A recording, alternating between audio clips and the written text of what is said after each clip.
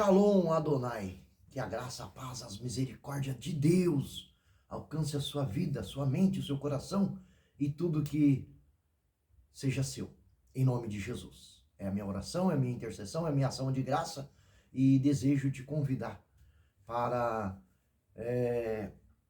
uma reflexão na palavra de Deus, em aprender um pouquinho mais com aquilo que Deus tem comunicado a nós.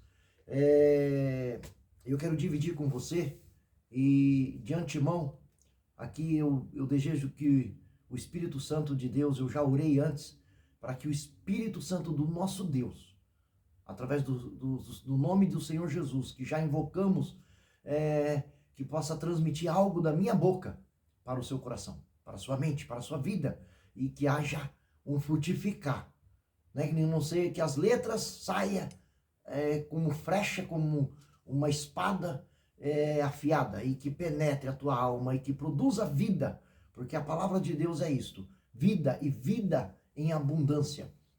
Toda vez que vamos a ela, toda vez que examinamos esta palavra que traz para nós cura na alma, cura no espírito e curas físicas, sim, é o poder da palavra. Você confia nisso? Você acredita nisto? Então acredite. Os teus acusadores, né? Todos aqueles que forem contra você, quando você está alinhado à palavra e buscando em Deus o refúgio, o socorro e a sabedoria, a providência, os anjos do Senhor não acampa à sua direita, não acampa à sua esquerda, mas acampa ao redor de todos aqueles que temem a esse Deus. É o poder da palavra, é a instrução da palavra. Amém? Louvado seja Deus. Abra a tua Bíblia em Atos, capítulo 4, e vamos ler apenas um versículo por enquanto. Hoje vamos deixar Deus nos guiar, porque na guia do Senhor, né, a gente vai melhor, a gente vai mais longe, a gente é melhor abastecido e somos mais felizes. Então vamos deixar o Senhor nos guiar? Vamos lá. Atos capítulo 4 e versículo 12. E diz assim: e em nenhum outro há salvação, porque também debaixo do céu nenhum outro nome há dado entre os homens pelo qual devamos ser salvos. Nenhum outro nome há salvação, senão no nome de Jesus. É o que essa palavra está dizendo. Nós vamos deixar ela por enquanto aqui e vamos ler mais uma palavra agora no Velho Testamento. Eu desejo que você abra a tua Bíblia agora em Daniel capítulo 6. Daniel capítulo 6 e versículo 20 em diante. E diz assim: quando ia se aproximando da entrada da cova, chamou o nome de Daniel com grande tristeza na alma. Daniel, servo de Eloí, o Deus vivo, será que o teu Deus, a quem tu serve diariamente, pôde te livrar dos leões? Dizia o rei. E então ouviu-se a voz de Daniel, que respondeu: ó meu rei, vive para sempre. Eis que o meu Deus enviou o seu anjo, e este fechou a boca dos leões, para que não me ferissem. Pois Eloí, o Deus vivo, considerou-me inocente aos teus olhos. E de igual modo, porque jamais cometi qualquer fraude ou delito contra o Senhor nosso Deus, ó majestoso rei. E diante do que acontecera, o coração do rei muito se alegrou. Em seguida, o rei ordenou que tirasse Daniel da cova, e testemunharam que não havia nenhum arranhão sequer no corpo de Daniel, pois ele havia confiado continuamente em seu Deus. Entre mentes, por ordem expressa do rei Dário, todos os homens que tinham acusado Daniel foram lançados na cova dos leões, junto com suas esposas e filhos. E antes mesmo que pudessem chegar ao fundo da cova, os leões os atacaram e os despedaçaram todos os seus ossos. Mais tarde, o rei Dário escreveu aos homens de todos os povos, nações, línguas e culturas em toda a terra, nos seguintes termos: ó, paz e prosperidade. Eis que edito um decreto para que em todos os domínios do império todas as pessoas temam e reverenciem o Deus de Daniel. Todos que temam e reverenciem o Deus de Daniel. Porquanto ele é o Eloí, o Deus vivo, e permanece para sempre. O seu reino não será jamais destruído, e o seu domínio nunca terá fim. Lemos até o 26. Que história, né? Que história. Lemos ali em Atos dos Apóstolos, no capítulo 4, versículo 12, que não há na terra e nem em outro lugar um Deus e um nome pelo qual possamos invocar e que vai nos salvar. O nome sobre todos os nomes, segundo Filipenses 2,9. O nome de Jesus. Exaltado sobremaneira por Deus Pai. Né? Não há um nome em que você possa clamar na sua dificuldade, na sua luta, na sua necessidade, que não seja o nome de Jesus. E esse nome, que é o caminho, a verdade e a vida, esse nome que tem poder de te curar, de te libertar, de te salvar e de colocar em lugares mais altos e de ainda levar você para a eternidade. Quando você clama, quando você invoca, esse nome tem o poder e trará o teu socorro. Tudo que pedires em meu nome a Deus Pai, o Pai o fará pelo amor ao Filho, para que o nome de Deus seja glorificado e exaltado. E aqui, acabamos de ler em Daniel 6, né? Quantos querem o teu mal? Quantos te perseguem? Quantos olham para você com um olhar de perseguição, com um olhar de inveja, né? Diz você. Eu posso falar de mim, mas os anjos do Senhor acampam ao redor daqueles que eu tenho. E Daniel, que estava vítima de uma inveja das pessoas que via ele prosperando por conta da sua fé no Deus vivo, por conta da sua conduta, por conta do seu caráter, por conta do seu brilho, né? Porque quando você brilha, quando você serve a Deus, quando você tem a essência de Deus, como Estevão, né? Que invejaram dele, por isso apedrejaram Estevão, né?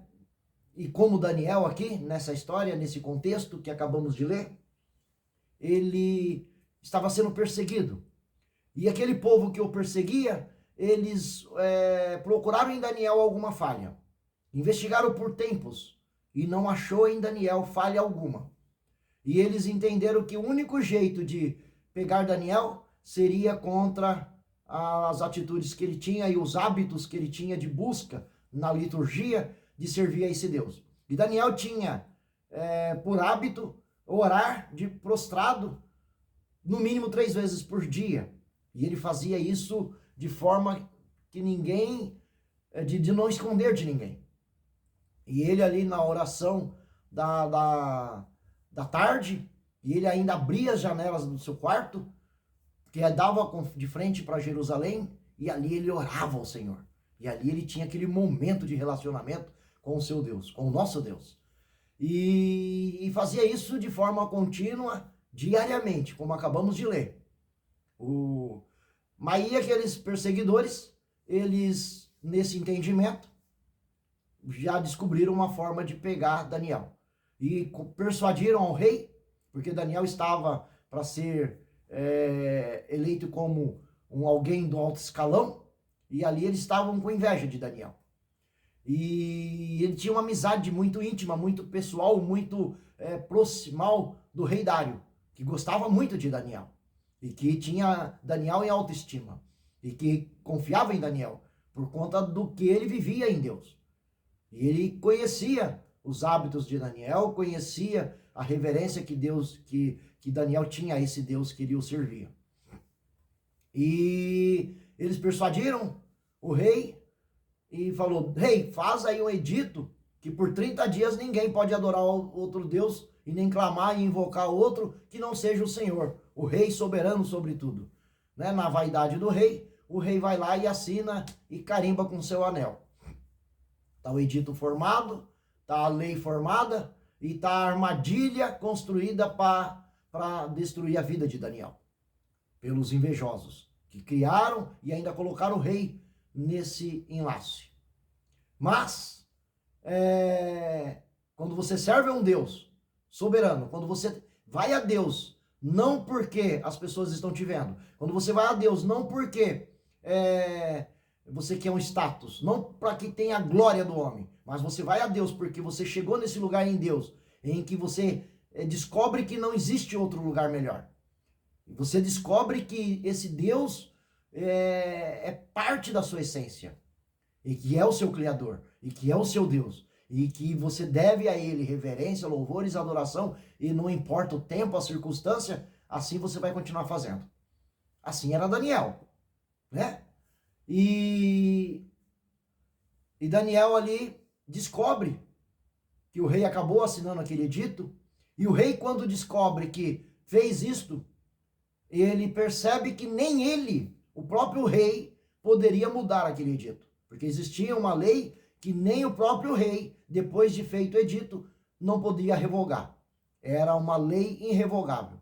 Então haveria de acontecer. Se alguém adorasse ou invocasse outro que não seja o rei Dário, seria jogado na cova de leões.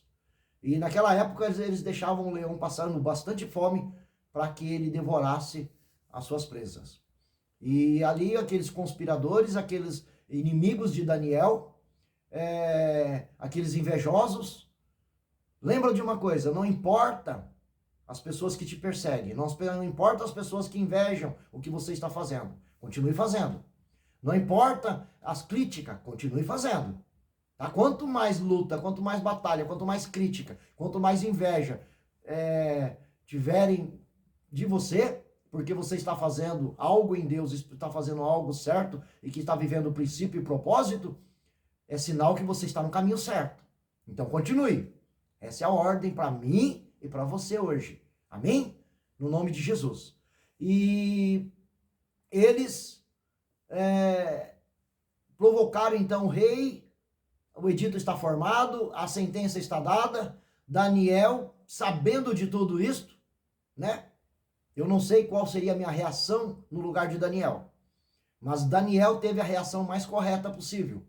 E ele abriu a janela do seu quarto, como de hábito, como todos os dias, na parte da tarde, da manhã, da tarde e à noite, ele se prostrava diante desse Deus e orava a esse Deus invisível e clamava, e ali fazia suas orações, sua súplica, sua ação de graça e a sua adoração. Do mesmo jeito que ele fazia antes do edito, ele continuou fazendo. Após a perseguição, após a sentença, e sabendo ele que seria jogado na cova dos leões. Ele não temeu por tua morte. Ele não temeu porque os leões... E ele não teve a certeza de Deus que Deus ia fechar a boca do leão. Não, Deus não falou isso para ele. Mas ele continuou no seu propósito. Ele continuou no seu objetivo. Continuou no seu hábito. E continuou servindo esse Deus. Porque ele sabia o Deus em que ele servia. Porque o apóstolo Paulo disse: o viver para mim é lucro, mas o morrer é estar com Deus, é estar com Cristo. Então, não tema aquele que pode matar a tua carne, mas tema aquele que pode, além de matar a tua carne, ainda lançar a tua alma no inferno. Disse as palavras de Jesus. Então, Daniel tinha essa convicção. E Daniel ficou firme na sua convicção, na sua fé e no seu amor em servir a Deus. E aí, ele foi jogado na cova dos leões. E o rei Dário, que não pôde livrar por conta do edito, por conta do decreto, ele passou a noite, não deixou vir os dançarinos, não deixou vir as músicas, e ele passou a noite triste no seu palácio. E quando ele acordou de manhã, ele foi triste, como diz aqui nos capítulos, nos versículos 20, ele foi triste lá na cova do leão e gritou: Daniel, meu amigo! Ele não tinha a esperança de ouvir a voz de Daniel. porque ele foi triste, contristado, mas ainda assim ele foi até a cova do leão. E ele disse: Daniel, meu amigo, por acaso o Deus a quem tu tem servido diariamente, continuamente, esse Deus seu, ele te livrou da cova do leão, ele te livrou dos leões te matar? E aí Daniel responde para ele: eu vou até ler porque, sabe, é uma coisa, é muito bom. Produz uma alegria na gente tão grande. Olha aqui, ó. Aí ele responde, então, no versículo 21, e então ouviu a voz de Daniel que respondeu: ó caro rei, vive para sempre o Senhor, meu rei. Eis que o meu Deus enviou o seu anjo, e este fechou a boca dos leões, para que não me ferisse. Pois Eloí, o Deus vivo, considerou-me inocente aos teus olhos. E de igual modo, porque jamais cometi qualquer fraude ou delito contra o Senhor, ó majestade. Sabe? Deus olhou para Daniel e não viu ele cometer qualquer delito contra o rei. Então, fechou a boca do leão. Sabe por que os leões não comeram Daniel? Sabe por que os leões não devorou Daniel? Porque ele cheirava espírito. Porque quando você se aproxima de Deus, em oração, em jejum, em consagração, você alimenta mais o teu espírito do que a tua carne. A tua inclinação, como diz Gálatas 5, né? Aqueles que inclinam para a vontade da carne, cometem os pecados, né? Avareza, lascívia e daí por diante. Mas aqueles que inclinam para o espírito, vivem o fruto do espírito. Né? Amor, paz, longanimidade, fé, mansidão. Então Daniel não cheirava carne. Leão come carne. Leão não come espírito. Então, não era interessante aquela refeição, mesmo o leão com fome, não era interessante aquela refeição para os leões. E o anjo do Senhor fechou a boca dos leões. É o que diz essa leitura. Né?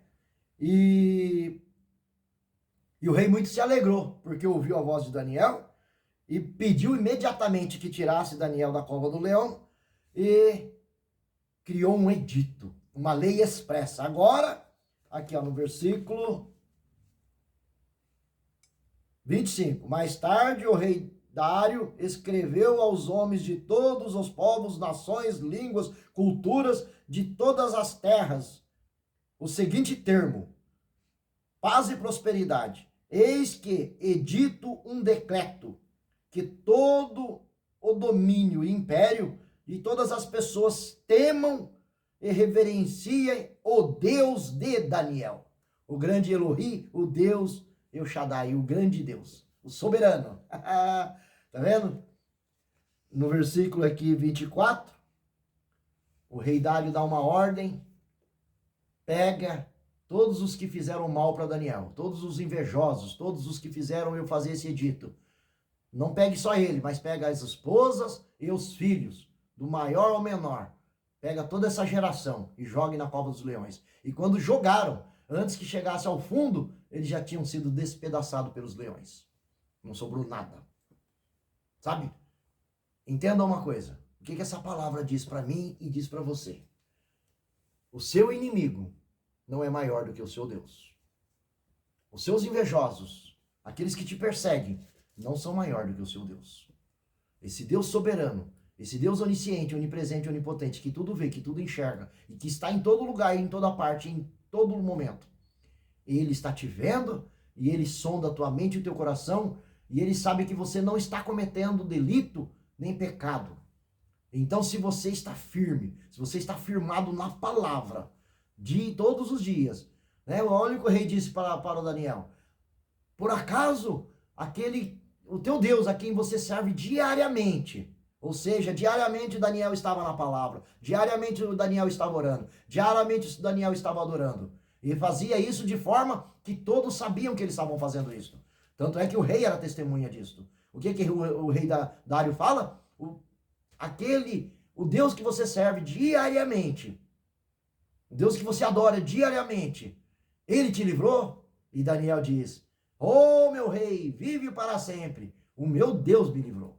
Porque não achou em mim delito algum contra o Senhor. E ele enviou um anjo que fechou a boca do leão e de mal nenhum me fizeram. Tiraram Daniel, Daniel não tinha um arranhão no seu corpo. Dá para você dar um glória a Deus, dar um aleluia? Porque, sabe, essa palavra é atemporal.